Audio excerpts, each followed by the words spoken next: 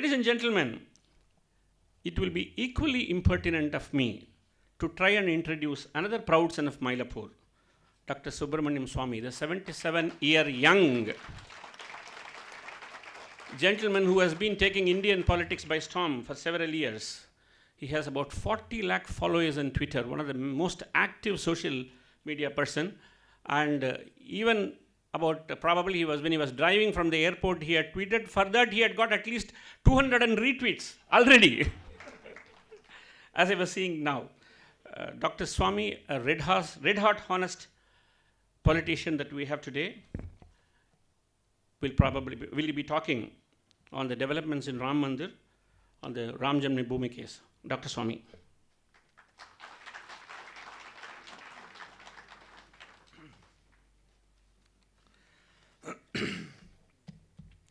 Thank you very much. The people sitting on the stage here, they're all my personal friends, and so I'm not going to introduce them.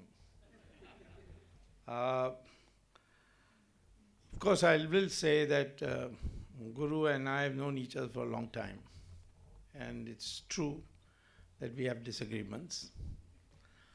But once a reporter asked Muraji Desai, saying, "You're such a good friend, and you are so fond of Subramaniam Swami, but he has views which are totally different from yours on the atom bomb and what to do about Pakistan and so on. So how can you be so close to him or treat him so close to you?" So he said, "Remember, if two people agree on everything, one of them is redundant." So there has to be disagreement in a democracy, and only then things flower. But I have always been a great admirer of the sheer intelligence and brilliance of Gurumurthy. He deserves the name Guru. If I don't deserve the name of Swami, you certainly deserve the name of Guru. Now, you see, before I get to this Ram Mandir thing and why is it important for us, I would like to say something about the outcome of this publication, the publication that has taken place, and what kind of thinking and commitment went into it. Sree Iyer, or are you Sree Guru Iyer? Sree Iyer, because P. Gurus has now become his trademark. Sree Iyer is a holder of 37 patents. He lives I went to San Jose, he lives in a beautiful, comfortable house. And people would think that he's an idiot to come and sweat it out in India when he has this tremendous high quality of life in San Jose. And he is still very active in the field of software. But he started with this website and started making incisive comments and analysis. And suddenly it caught the national attention when he did a first-class clinical analysis on that Augusta helicopter matter. And congressmen were so upset with it that they were quoting it left, right, and center as how sinister this is and so on. And that, in fact, made him very, very popular in at least the political circles at that time. Since then, he has now gone in much deeper, and he has written so many other exposés. And this one, he put together raw material and came out with a book which has upset NDTV so much that they call you anti-national. Imagine NDTV calling you anti-national. That's the best compliment you can get.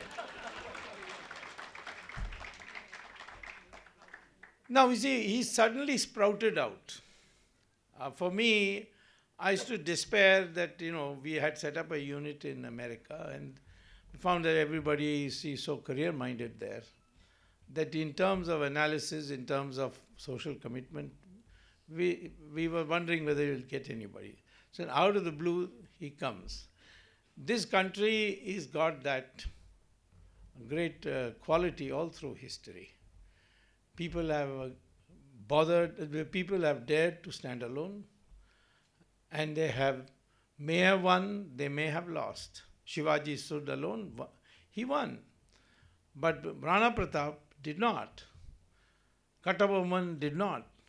But they are men who then inspired others. And the process of the transformation in India took place. So I find that in standing on the stage, Jagdish Shetty looks like an innocent fellow, but he was earning a salary as a regulator in real estate in Bombay, which was filthy. Even mentioning it makes me feel vulgar. But he gave it all up, and he is devoting full time to VHS and seeing that I don't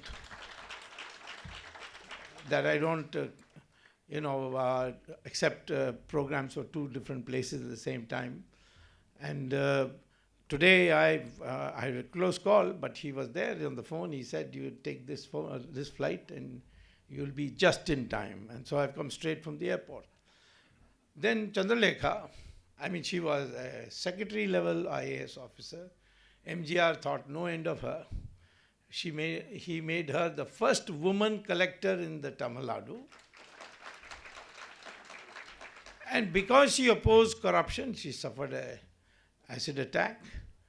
But that didn't daunt her. She threw 16 years of service of IAS and came to public service.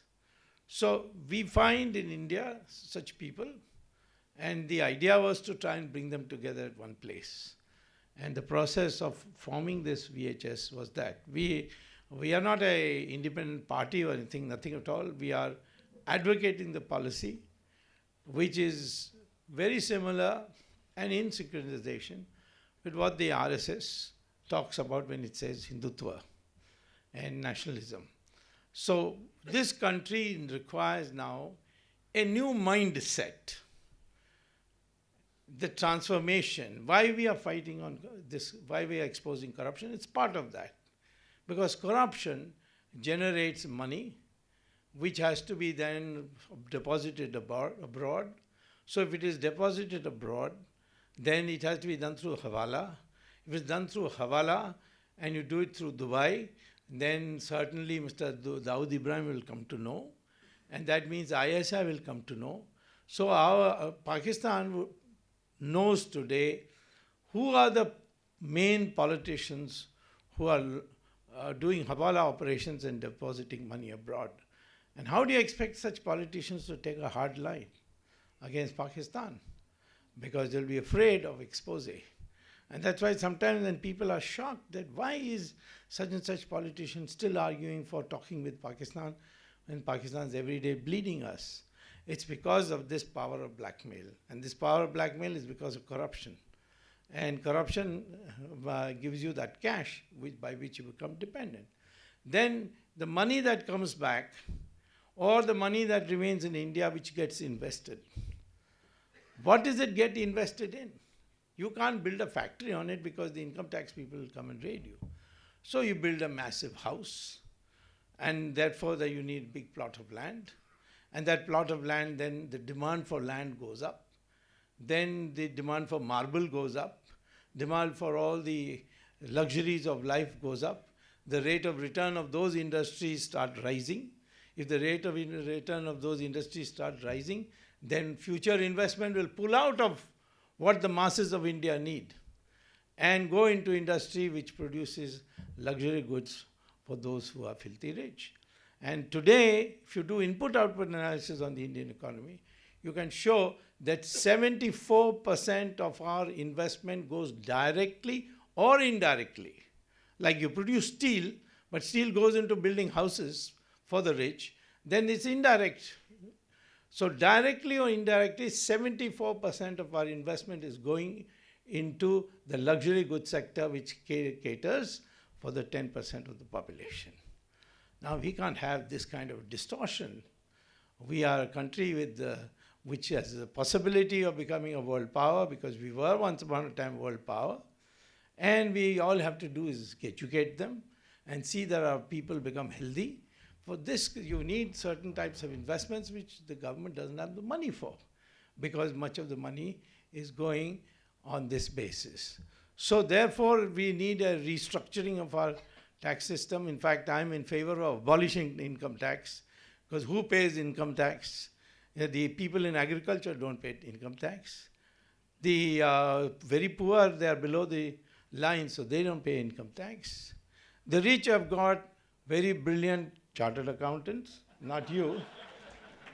And they can then make out by expenses and so on that they pay very minimal. And it's this middle class, upper middle class, professional, hardworking people, the young guys who are coming with these startups, they are the ones who are harassed by the income tax. So we need I agree with Guru, that if we think in Indian terms, we can transform this country very well. I was fighting against the continuation of Mr. Raghuram Rajan. The whole country came on me, I mean the elite of the country, the so-called Lutein crowd, they, particularly NDTV. That's when I took a vow that I'll close down the NDTV. And what did they say? Oh, he's such a wonderful man. But there was one lady I met on the flight, her name was Sobha Dey or something like that. She said, why are you trying to sully the reputation of Raghuram Rajan? I said, do you know him well? Do you know his economics? She said, no. Then I said, how do you know? So she said, he's so handsome. So now, is that a qualification for the Reserve Bank of India? And I must say again for Narendra Modi, Barack Obama personally spoke to him that you must continue Raghuram Rajan. And he did not care. He sent him home. So we have a leader today who is, he's not, nobody can scare him into doing something. And that is because his mindset is clear. You can have the most powerful chair in the country, but if you don't have a proper mindset, then how can you display leadership? That is the question of, say, Manmohan Singh. I mean, Manmohan Singh sat on the most powerful chair, but he had no power. And a thin Italian lady could drive him anyway in any direction she wanted. So therefore, I'm saying today, when we look at our country, what we need is a change of way of thinking. People tell me, why you waste your time on this Ram temple? You're a professor of economics, you improve the lives of the people, etc., etc.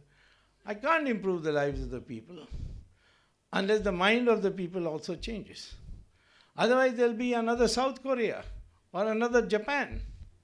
We don't want to be that. We want to be an independent, virile country, a Virat country, it's called in Sanskrit. And that country, people have to prosper in that. But at the same time, they must feel proud about themselves, but they must know each what they are. Who are we? Today, you ask anybody, he says, I'm an Indian. What does that mean? And ultimately, after pushing him, the final, I have an Indian passport, that's why I'm an Indian. That's not an Indian. An Indian is a person who identifies with the soil of this country and the culture of this country.